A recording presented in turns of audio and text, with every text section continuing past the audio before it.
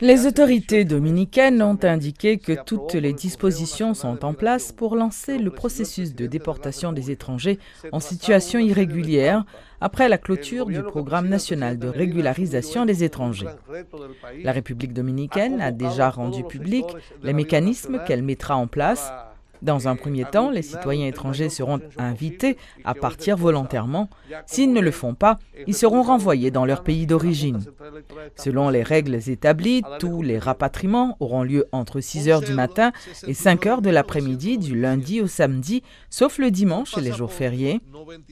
Dans le cas des ressortissants haïtiens, un représentant du ministère des Affaires étrangères sera présent à la frontière.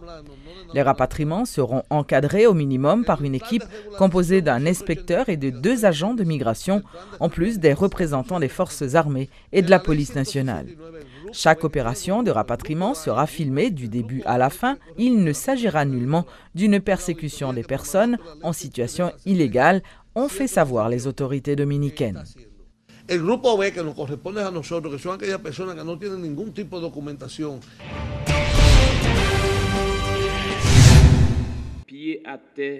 Le gouvernement haïtien se prépare en cas d'une éventuelle arrivée massive des réfugiés de la République dominicaine. Le Premier ministre Evans Paul a rencontré des membres de la société civile afin de discuter du plan de contingence élaboré par les autorités pour accueillir les réfugiés. Il n'y a pas déterminé nationalité sous base race. Il y a une différence entre race et nationalité. Et comme ça qu'a fait là, dans la République dominicaine, il plus semblé une action discriminatoire basée sur race, li capable la cause en pile moun victime, quel que soit statut à cause de race. Tout ça qui te doit fait, qui manque fait, qui fait mal, c'est responsabilité de l'État haïtien. Et moi-même, en tant que Premier ministre, comme moi responsable pour m'assurer la continuité de l'État, m'accepter héritage, manquement de l'État haïtien. Nous manquons faire ça pour nous faire. Plus que nous d'accord, nous manquons faire ça pour nous faire. Jean pour nous faire, on fait un débat sur ça, on partit en l'autre gens. C'est ça que nous demandons matin. Le gouvernement réuni déjà avec Kazek, avec magistrats, nous avons consigne claire, nous avons des contacts clairs à toute autorité zone frontalière pour quel que soit à côté de notre rivière, gon prise en charge. Même pas capable nous mentir tout que le gouvernement a toute la capacité pour bien organiser l'accueil là, nous obliger à lancer un appel à la solidarité patriotique pour citoyens et tout aider autorités locales à faire face à une situation que nous ne sommes même capables d'évaluer. Combien de monde a passé ces cas-là sous versus l'autre zone dans le plateau central, nous ne connaissons pas. Là, c'est la solidarité d'abord. Il y a 2 gens pour nous aborder le problème. Il y a ça pour nous faire counier. Et il y a ça pour nous faire pour nous ramasser ce camp figure comme pays. Oui, on prise en charge de l'État haïtien à travers les autorités locales. Et nous bien apprécié l'appel de Mme Lespinasse pour autorités locales renforcées par organisation société civile locale. Est-ce que l'État haïtien a un plan? Oui, il a un plan de contingence, un document écrit, une évaluation de l'État haïtien pour que c'est l'État haïtien qui assure la prise en charge, bien sûr, en accord avec la communauté internationale au niveau des agences humanitaires. Parallèlement, le directeur général du ministère des Affaires sociales, Roudier Riveau, a fait savoir que l'État haïtien accompagnerait les ressortissants expulsés de la République voisine. Pour accueillir, mais aussi pour héberger, pour assurer transport et pour que gagne un accompagnement médical à mon sayo compatriotes sayo cap gagné pour capable venir la dans condition que nous connaissons. Il y a aussi l'ONM qui a pris des dispositions en ce sens. Nous gagnons un centre d'accueil du côté de Marin qui est là pour accueillir des compatriotes. Dans le bureau cap haïtien, Wanamen Belader, il y a des dispositions qui prend pour accueillir les compatriotes. Et il y a un bureau, une structure d'accueil qui est en construction et qu'il n'y a pas le comment il est capable d'accélérer la construction ça pour capable d'achever rapidement. C'est du côté de Ansapitre dans le sud-est. C'est une façon pour me dire que les compatriotes ça yo, Capral vini pas boricide. Yo pas pokoyo. Dans la dignité, mais aussi avec compassion, solidarité et sens de responsabilité, le gouvernement a mis tout en œuvre pour que yo senti que yo pas livré à eux-mêmes, pour que nous jouions partition, pas nous. Puisque les dispositions, eh bien, le chef de l'État m'a dit non seulement pour yo prendre yo, mais pour nous continuer à réfléchir ensemble. Parce que c'est quelque chose qui nous est tombé sur la tête. Nous pas temps préparé depuis longtemps pour nous faire face à eux.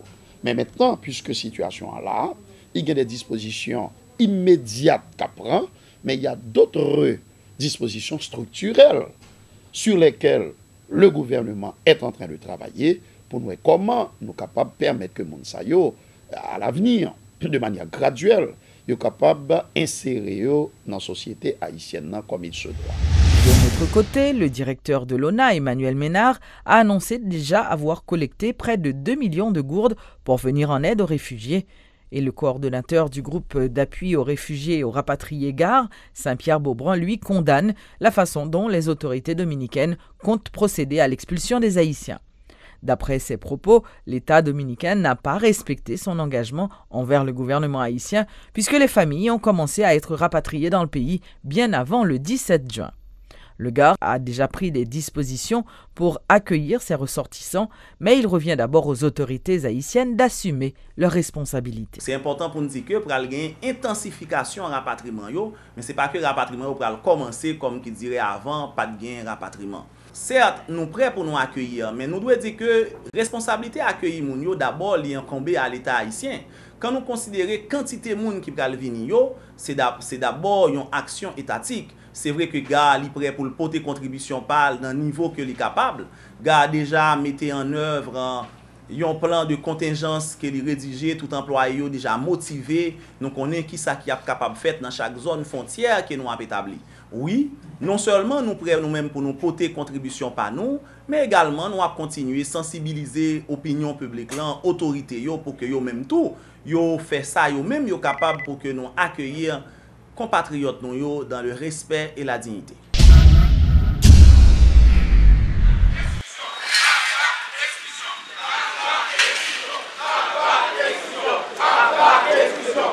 Plus d'une vingtaine de candidats écartés ont organisé ce jeudi une marche à la bougie ou à la chandelle afin de réclamer leur intégration dans la course électorale. Les protestataires estiment que leur éviction est illégale et arbitraire. Ils demandent donc au CEP de rectifier le tir. Nous disons pas qu'arrêter coucher pour que KEP ça marche sur nous. Parmi en pile mouvement d'affaires, je dis nous venons du KEP, nous pas d'accord avec exclusion, nous voulons élection démocratique, élection honnête, élection transparente, élection inclusive.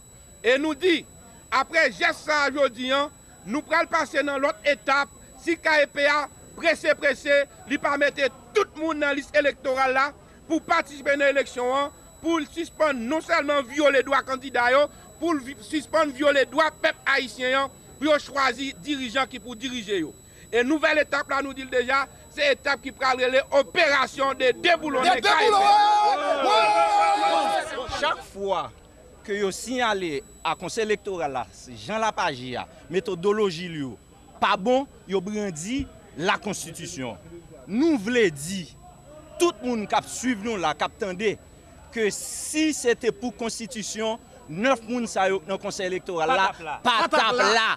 Premièrement, c'est parce que justement, pas de constitution qui fait président, c'est un décret qui prend pour que justement, gain KEP 9 membres là. Donc KEP 9 membres sont décret formel, constitution pas bail droit pour un décret. Deuxièmement, c'est parce que c'est pas constitution qui a appliqué, c'est parce que pas de parlement qui fait son décret qui prend pour mettre un décret loi qui pour permettre KEP1 qu'on est en fonction de qui ça pour le marché. Troisièmement, si c'était constitution KEP ça t'a obligé. Plusieurs gens qui là dans t'a gagné des charges parce que article 241 dans décret électoral dit conseil électoral provisoire l'hérité de même privilège à conseil électoral permanent. Donc même exigence qui fait à conseil électoral permanent, yo fait tout à conseil électoral provisoire. Ça t'a veut dire qui ça? Ça veut dire que M. Opon, Marie-Kamel Paul Austin, qui c'est professeur dans la réunion de Gavel, qui accepté, il pas gain d'échange parce que le dit, il pas gain folie job, il prêt pour l'aller. Jusqu'à présent, jusqu'à aujourd'hui, tout le monde qui l'a yo pas mandé personne aller, mais yo dit fait bac dans le cadre consensus qui te mette décret électoral là, dans le cadre consensus qui te mette 9 membres KEP, dans le cadre consensus qui mette gouvernement ça, parce que ni M. Evans Paul, tout ministre qui l'a, tout gouvernement, yo illégal, yo de facto. Et puisque justement aujourd'hui, c'est consensus qui a fait toute bagaille, aujourd'hui nous même qui c'est haïtiens, nous même femmes et garçons qui excluent alors que dit a fait élection inclusive, démocratique. Yo paraît un bon épithète qui pas semblé yo, mais aujourd'hui nous dit nous voulons consensus là. Faut qu'on élection inclusive pour suspendre diviser nous pendant dominicains à mettre haïtiens pareil nous deux yo. Jodi nous voulons KEP montrer bonne foi pour inclusion à partir de l'élection faite pour tout haïtien qui bataille contre malhonnêteté, il a exprimé contre Fred Action qui est en République dominicaine.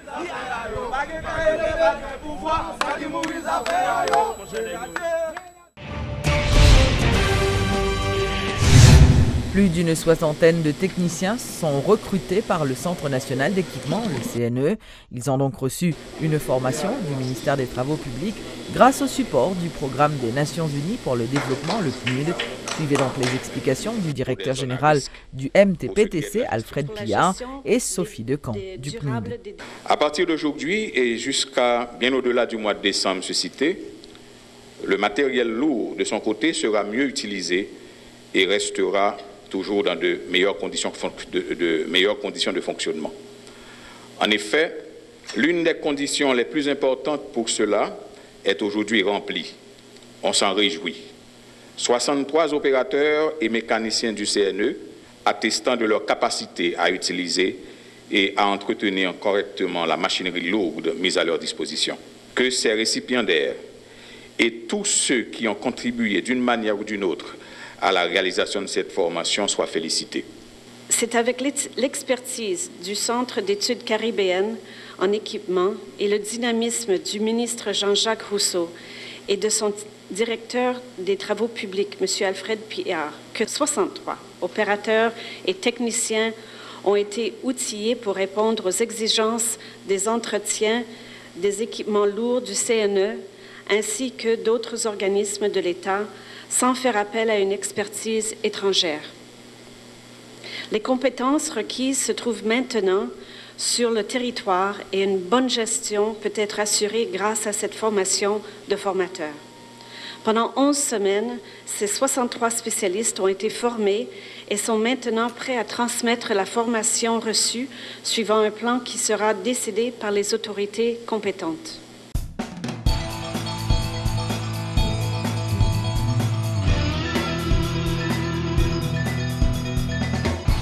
Dans l'actualité à l'étranger, aux États-Unis, un homme blanc, Dylan Roof, 21 ans, a ouvert le feu mercredi soir dans une église noire américaine à Charleston, en Caroline du Sud, faisant 9 morts.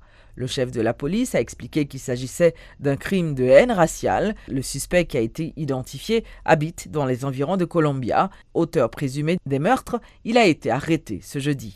Le président Barack Obama a dénoncé les meurtres insensés qui ont fait 9 victimes dans une église de la communauté noire de Charleston, appelant une nouvelle fois à mieux encadrer les ventes d'armes à feu.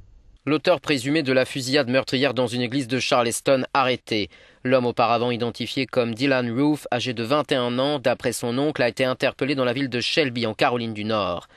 D'après plusieurs sources, il aurait reçu son arme de son père comme cadeau pour son 21e anniversaire. Le jeune homme avait récemment été arrêté dans une affaire de drogue, puis pour violation d'une propriété privée. Très ému, Barack Obama a réagi depuis la Maison-Blanche. Le président américain, le premier afro-américain à ce poste, a de nouveau dénoncé des meurtres insensés, évoquant sa tristesse et sa colère. C'est maintenant, dit-il, le temps du deuil et de la guérison. Mais nous devons admettre que ce type de violence n'arrive pas dans d'autres pays développés. Le chef de la Maison-Blanche a de nouveau appelé à un meilleur encadrement des ventes d'armes à feu. Hier soir, la fusillade a fait 9 morts à Charleston, en Caroline du Sud, sur la côte est des États-Unis. Parmi les victimes figurent 6 femmes et 3 hommes, dont le pasteur de la paroisse, qui est aussi un sénateur local. La communauté noire leur a rendu hommage lors d'une veillée de prière émouvante mercredi soir, réunissant plusieurs autres communautés d'autres religions.